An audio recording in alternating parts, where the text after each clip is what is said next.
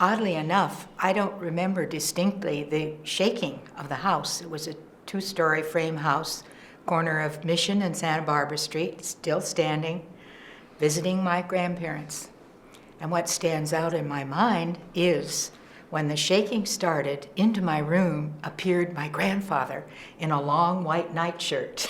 And that I had never seen before. And that's what really stuck in my mind. And he carried me downstairs outside onto the lawn where we camped for several days. We had some kind of a brazier to cook on, and we must have had sleeping bags. But and then there were a lot of aftershocks, and they were afraid the chimney, the brick chimney, would fall and hurt someone.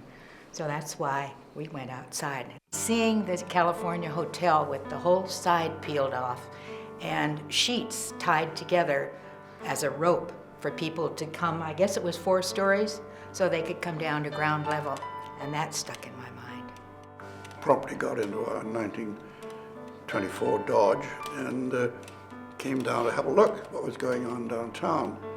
And like you, we saw the California Hotel with all the beds hanging out and a great deal of damage on State Street. All sorts of buildings had fallen into the street. 2 people died at the New Arlington Hotel, ironically from a system which had been put in place to save lives. To keep that hotel from burning, they put a water tank in the top of the one tower, and it had a gravity feed, so in case of a fire, no problem at all. Plus it was made out of bricks, so I figured there wouldn't be too much problems with fires, but they had a complete fire suppression system.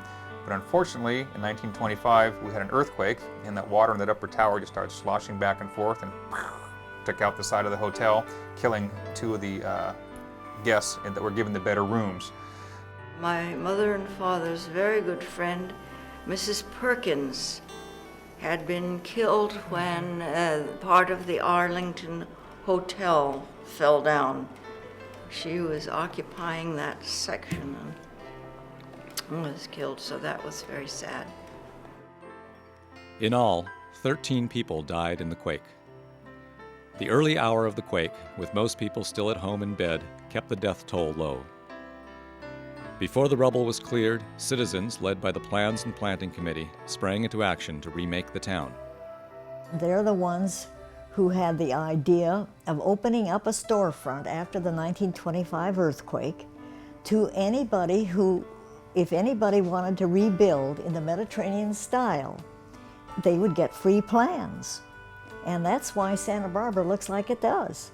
Their ideas for Santa Barbara were really in the forefront of planning at that time. Santa Barbara was one of the first cities to be involved with planning its community and preserving its historic structures. And because of these forward-thinking people, we have a community today which has a unified architectural feeling to it. It makes it very unique. People come here specifically to enjoy the architectural ambiance, and scattered throughout the city are a lot of historic structures that have been preserved over time.